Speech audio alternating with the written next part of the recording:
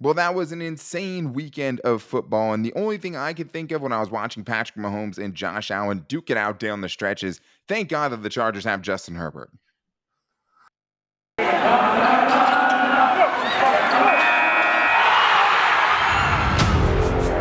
You are Locked On Chargers, your daily podcast on the Los Angeles Chargers, part of the Locked On Podcast Network, your team every day.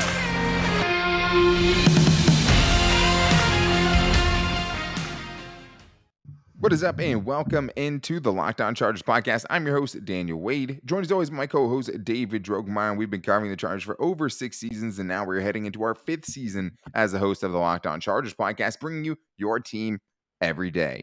What's up, guys? Thank you for making us your first listen today. We really appreciate it. And to make sure you never miss a show, make sure to go subscribe to the new Locked On Chargers YouTube channel and also follow the show for free on all platforms wherever you get your podcast from. But David, that was just such an incredible weekend of football. I mean, some are calling it the best playoff football weekend of all time. And I know it hits a little different for Chargers fans, especially seeing like the Chiefs move on and things like that. But on today's show, I did think there were some lessons that could be learned by the Chargers from this playoffs, including, thank God you have Justin Herbert if you have to go against those two guys.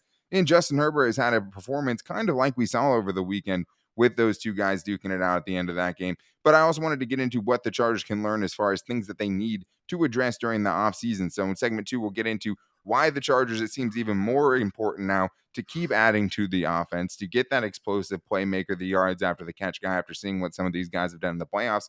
And then to wrap up the show, talk about why we have always told you that special teams is so important, and the Packers found that out the hard way. And also the Chargers adding to their defensive line and defensive front, because that's another common denominator when you look at these teams that are still in the playoffs.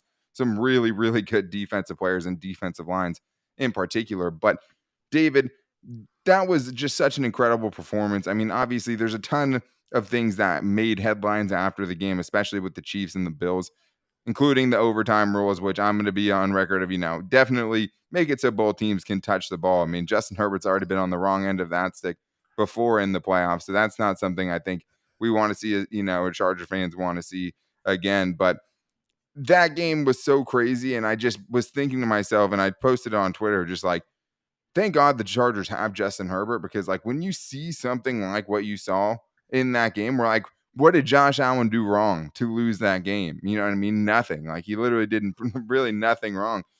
And it seems like you have to have some special quarterback play if you're going to make it out of the AFC. And that game was a perfect example of that. And the Chargers at least have something special like that in Justin Herbert.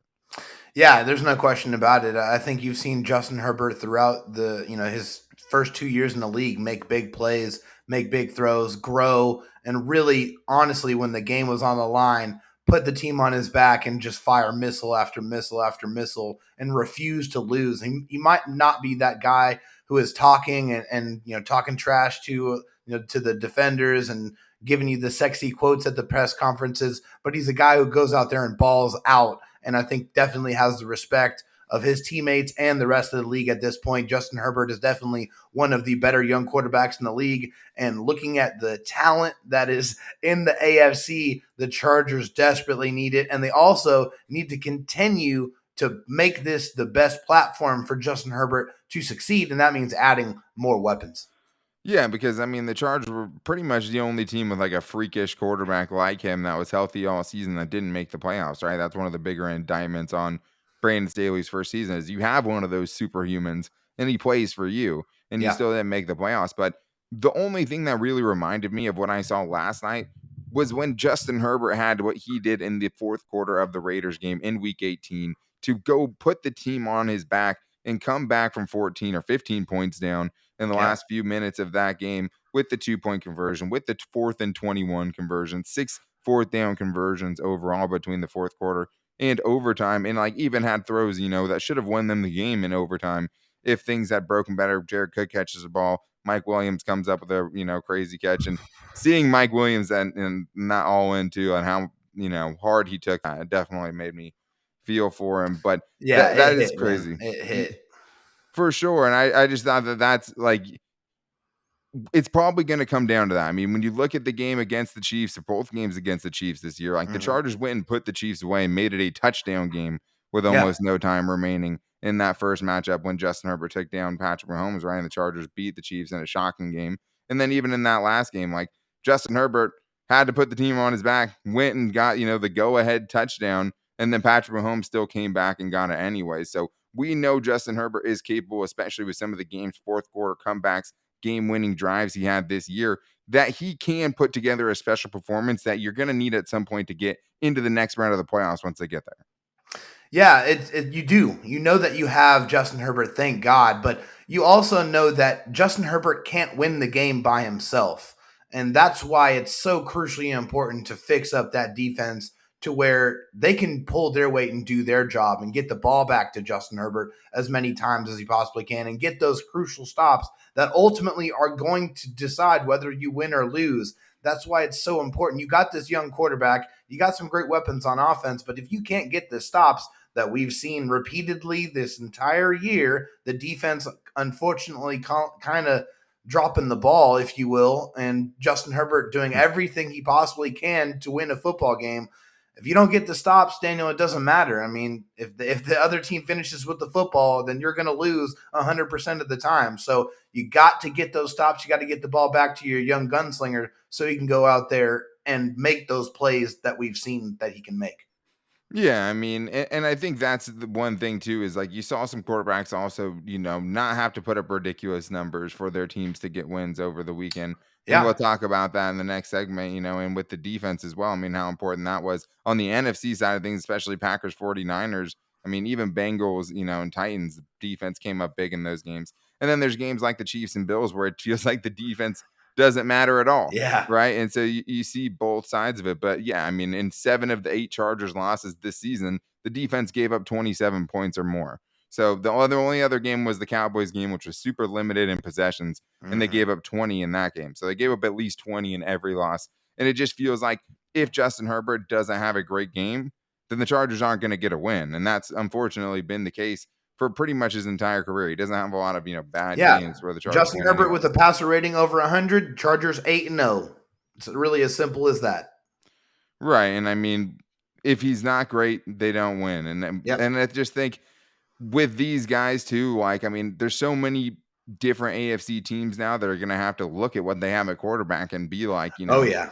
is this guy enough? I mean, the Titans have to be thinking that about Ryan Tannehill right now. I mean, even like the Ravens with Lamar Jackson, is that enough anymore?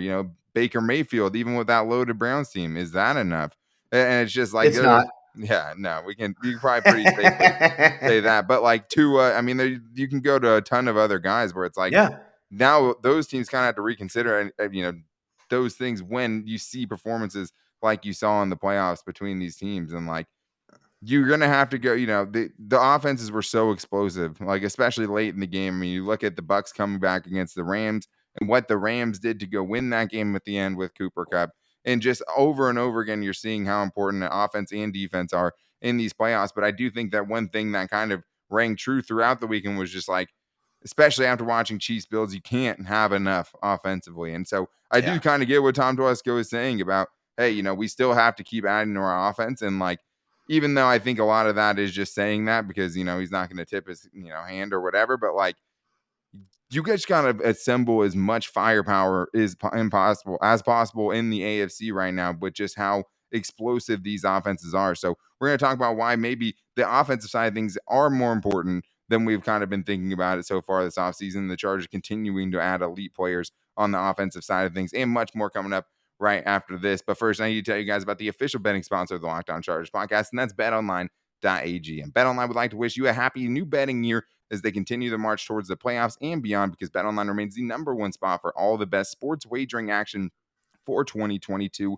It's a new year and a new updated desktop and mobile website, so sign up today and you guys can receive a free 50% welcome bonus on your first deposit with the promo code LOCKEDON. That's promo code LOCKEDON, all caps, one word, for that 50% deposit bonus on your first deposit to get started. That's free money to play with, guys. And I mean, especially after watching what we just did over the weekend, not just on the football field, right, but also some heavyweight action in UFC. I had a lot of bets going on that.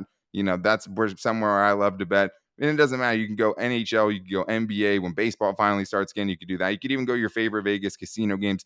BetOnline.ag is the number one place to go. You're going to get the best lines, odds, and props that you guys can find anywhere. And the Super Bowl is coming up as well. And they're going to have so many specials going on for that's the one place that you want to be to get in all of your Super Bowl action. But BetOnline is the fastest and easiest way to wager on all of your favorite sports. BetOnline, where the game starts.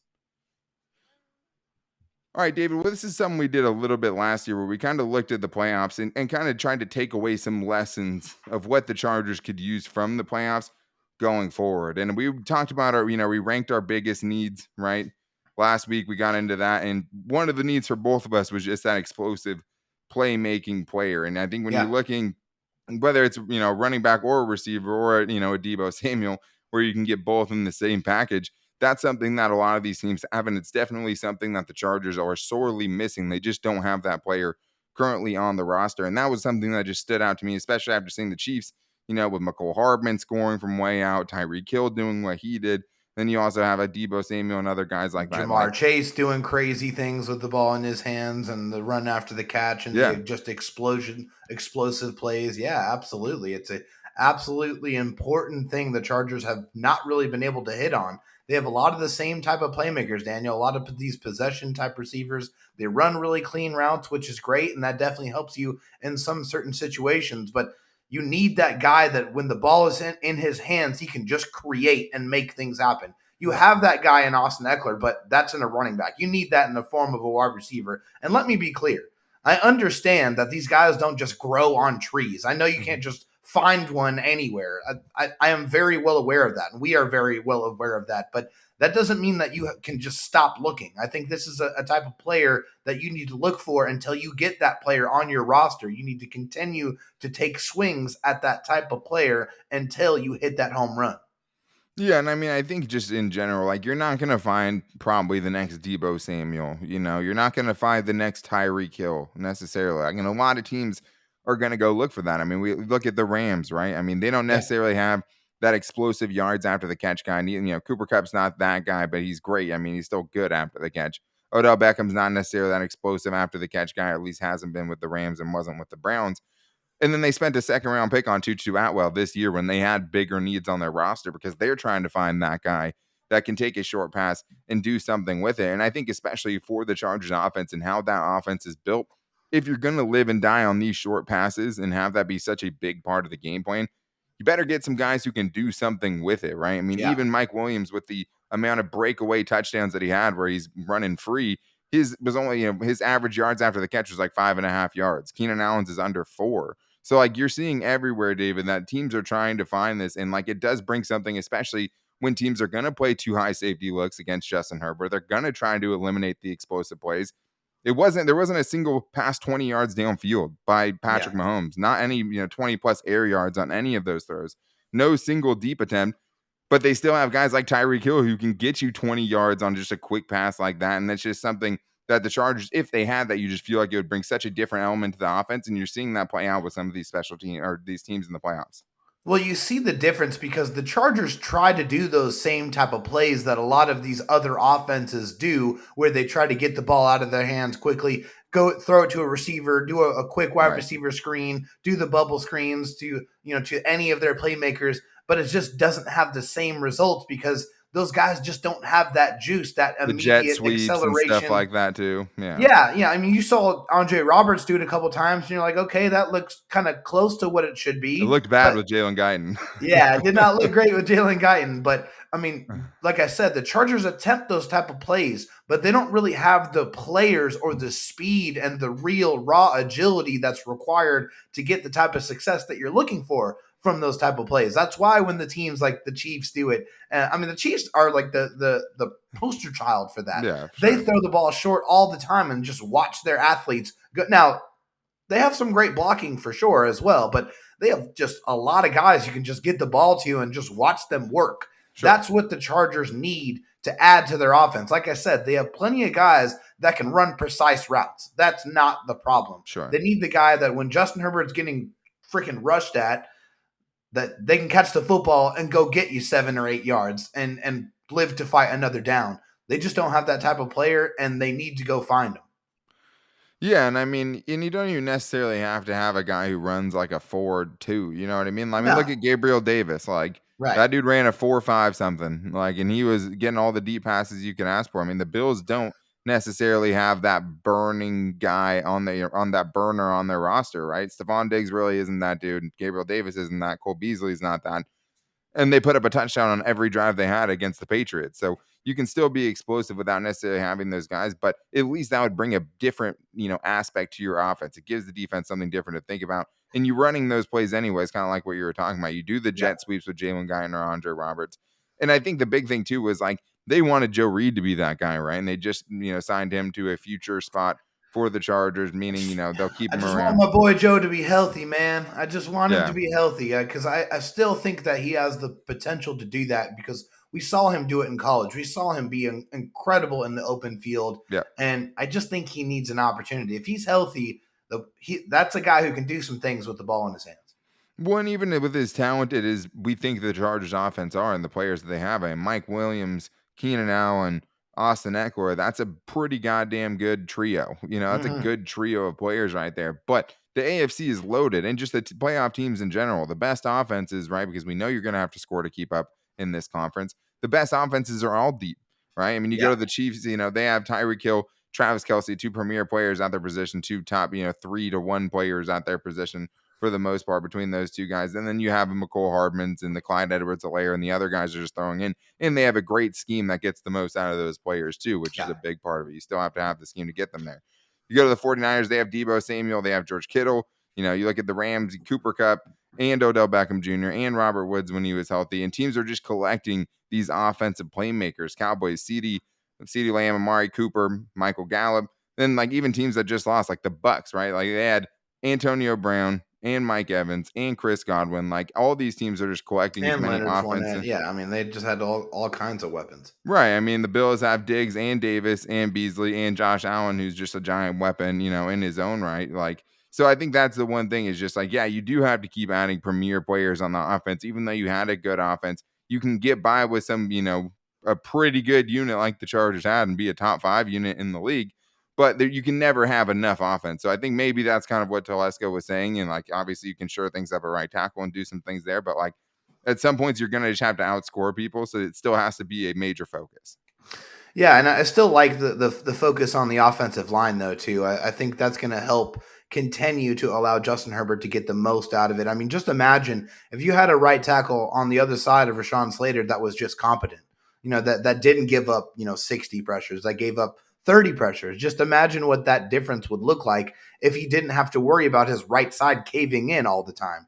That Yeah. I think just that peace of mind. I mean, that he obviously had on the left side. If he had it on the right side, just imagine how many more plays that he could have put out there on the football field. So I still think they have work to do on the offensive line. But yes, I mean, there's no question that the Chargers need to continue to add. They need to continue to look at this from a macro perspective and try to continue to add as many athletes on this offense as they possibly can because the league is not going to stop and they don't care, right? They're going to continue to try to find those type of That's true. players as well. So the Chargers need to continue to turn over every rock and go find that player that's going to help them win.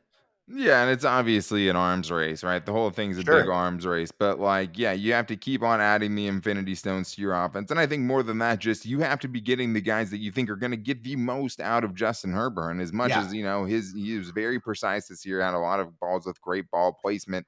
And then obviously some spots he could work on as well. But do you have the offensive playmakers right now that are going to get you the most out of Justin Herbert? Because even with as good as he was, we know he can be better, He can be right? better. Yeah. And would he be better with a Jamar Chase? Hell yeah, he Hell would, yeah. right? And that's the thing is like Joe Burrow got sacked 9 times, right? There was a great argument for Penei Sewell there, but like you've seen what Jamar Chase has done for the Bengals offense, and they already had Tyler Boyd and T Higgins, right? So it's just continuing. I mean, the arms race gets bigger and bigger, and you need defensive guys as well because having a nice right tackle or having to not worry about the right side would be very nice. But it would also be nice to have a defense that doesn't give up 30 points a game, right? Exactly. So I think there's a lot the Chargers could do on that side, like we were talking about before. And I think you saw that in the playoffs once again, especially in a couple of those games, including how important special teams was after it lost the Packers Hugely. a game again. I mean, and just, And the Bills too. The special yeah, teams and lost them a game too. Yeah, I had at least a big part of it, especially down the end right there. But there were a lot of defensive playmakers on most of these defenses that are in the playoffs, even the Chiefs, and what Melvin Ingram brought to that team. So we're going to get into that and why it's so important for the Chargers to keep adding explosive playmakers on the defensive side of things, especially on the defensive line, edge rusher, and in the front seven. But before I get into that, I need to tell Chargers fans about an incredible app that everyone who buys gas needs to know about, and it's Get Upside. My listeners are earning cash back for every gallon of gas every time they fill up. Just download the free Get Upside app in the App Store or the Google Play right now and use the promo code Touchdown for 25 cents per gallon or more on your first fill up. Cash back. Don't pay full price at the pump anymore. Get cash back using Get Upside. Just download the app and use the free promo code Touchdown. You can save up to 25 cents or more per gallon on your first fill up. And there's no downside to Get Upside, guys, because you can get the cash back directly into your bank account. You can get it through PayPal or you can get it through Amazon and other big gift card brands as well. Get the free Upside app right now. Get Upside app. And you guys can use the promo code Touchdown to save up to 25 cents per gallon on your first fill up or more when you use the promo code Touchdown. I shouldn't have to tell you guys, if you want to save money at the gas pump, you get the free Get Upside app and start saving today. All right, David. Well, now it's time to get into the defensive side of things. And I mean, it is important for the Chargers to add to the offensive side. And, maybe we made too big of a deal of that. I mean, obviously, they have a lot more needs on the defensive side than they do on the We offensive know side. this too. Trust In me. the offense, yes, exactly. But I think that was more about just like, hey, you can really never stop adding to the offense because these Yeah. offenses, especially in the AFC, just keep getting better and better. And you keep seeing these talented wide receivers and explosive playmakers coming out of the draft. But at the same time, David, I mean, the Chargers have a lot cut out for them defensively. And one of the things that I have seen in the playoffs and I've been thinking, I mean, going back to the Patriots against the Giants in the Super Bowl when the Giants upset the Patriots twice. Both of those times they had a ridiculous defensive line, and that was a huge part of the game. Absolutely. Was they could get after Tom with 4, they could drop other guys back into coverage, but they were always affecting the game with their defensive line. And even today, you look at the defensive lines that are in the playoffs and the defensive fronts, the front sevens, and all these teams have explosive playmakers at those positions. So I think that is something that stood out to me as far as things to take away from the playoffs and why the Chargers need to add to it. Because even a team like the Bucks lost. Look at that defensive line. Vita Vea, Shaquille Barrett, the linebackers, Monster. Levante David, Monsters. Devin White. I mean, it's just ridiculous how many playmakers they have. JPP as well. And Ndamukong Suh is like the sixth guy I mentioned right there. So, like, you really do need to keep adding to that position. And the Chargers definitely didn't get enough. They had a solid trio of Uchenna Nwosu, Joey Bosa. And Uchenna was later on in the season, was when he really Yeah. came around. Yeah, And for Kazir sure. White. Like, that's a solid trio. But Yeah. then you look at, I mean, the Bengals have Trey Hendrickson, DJ Reader, BJ Hill all on that defensive line. The Rams have Aaron Donald and Von Miller and Leonard Floyd and Greg Gaines and Ashawn Robinson. The Yep. 49ers, Nick Bosa, Eric Armstead, Fred Warner, Arden Key had 8 sacks for them. Samson Ebicam had 6 sacks for them. So, like, they're getting the most out of their players as well. But, like, I think you're seeing how important it is to have some playmakers, especially on the defensive line, and what that does for you in the playoffs. Well, I think the one thing that kind of gives me some, I guess, some hope for the future here, Dan, is what they did in the offseason last year. And why I say that is because it seems like there's a kind of fundamental change in philosophy from building from the outside in to building from the inside out, which is what I've always preached, which I've been waiting for years for the Chargers to adopt. But it seems like Brandon Staley, when he said, hey, we need to get some bigger guys in here, we need to be more physically imposing, we need to do what we have to do to protect Justin Herbert. I hope and I believe, just based off of what Brandon Staley has said, saying, hey, the defensive line is going to be at the forefront of what we are going to look to address in the offseason. It seems like because of Brandon Staley coming into the fold, that's what he believes in. And I think that he's going to really be able to concentrate on that unit and really improve that unit, because all of these teams in the playoffs have a strong offensive line and a strong defensive line. It's everywhere you look. You got playmakers on both sides of the ball. The Chargers obviously have a huge issue on the defensive line. They need to get more talented players. They need to get more depth on that defensive line. They need guys that are going to come in and make an impact, not only stopping the run, but as a pass rusher as well. They just don't have enough of those dudes. So I am hoping that I'm hoping that Brandon Staley goes with that vision that he did on the offense and focuses that on the defense here this year for the Chargers. Yeah, and I mean, I think the one thing too, having those talented players up front does for you is it really makes your secondary so much better too. And we know the Chargers Absolutely. already have some talent there, and they need to continue to add because you still need those playmakers there. But if you're not getting pressure, if you're giving any quarterback that much time to get rid of the ball, not even talking about the run defense, they're going to pick you apart no matter who you have back there. But you can also make really average secondaries look a lot better when quarterbacks are running for their lives and Yeah. throwing up, jump balls for you to pick off. So like that helps with the takeaways, that helps your secondary, it helps you stop the run better because guess It, what? it reverberates through your entire team. Yeah, and I mean it's gonna help you get off the field on third down more. Like all of those things are true, and like you just need to add as many of those players as possible. You need premium players on the defensive line. The Chargers have 17 and a half sacks out of their defensive tackles over the last 3 seasons, right? That's just not good enough. Not The two enough. seasons leading up to 2021, the Chargers had less than 30 sacks in those seasons. So you're getting less than 2 sacks per game. That's not good enough either. So like those are big things that have to change for the Chargers because yeah, defense doesn't seem to matter at some points, right? But you look at that Packers game, I mean, the defense is obviously very important. The Titans Bengals game defense was very important. And a lot of times you just need someone to come up with that one big play, right? Leonard Floyd, or no, not Leonard Floyd, but Von Miller. I mean, we saw him making just giant plays after giant plays towards the end of that game. Or maybe Tom Brady ends up coming back and winning, even though, the Rams offense tried to give it away a few times. I was getting major Chargers like PTSD from that Rams game, watching them fumble all over the field and start giving that game back. But it's just so important for them to keep adding to that. And the other thing that we saw once again how important it was special teams, David, because Oh man. it totally ruined the Packers. I mean, we'll talk about the field goals in a second, just how important that is. But like in that game, the 49ers don't score an offensive touchdown. Yeah, the 49ers defense did a really good job on Aaron Rodgers as well. And Aaron Rodgers straight up missed some dudes down the stretch in that game. But you have a punt blocked for a touchdown, and you also have a field goal blocked, and they were one of the worst special teams units. They like took the mantle of the worst special teams unit away from the Chargers. Yeah. And even with Aaron Rodgers, even with a ton of talented players on defense, the special teams ends up undoing them in the playoffs. Yeah, and we've seen so many times the special teams unit just screw the Chargers over, and we've seen it happen in the playoffs for these teams. Look It's at the just last that, game of the season too. I mean, Andre yeah, Roberts fumble, Dustin Hopkins missed field goal. catastrophic. Catastrophic. When you mess up on special teams, it has serious repercussions, no matter what it is. If you get a punt blocked, obviously you're going to be in a bad situation.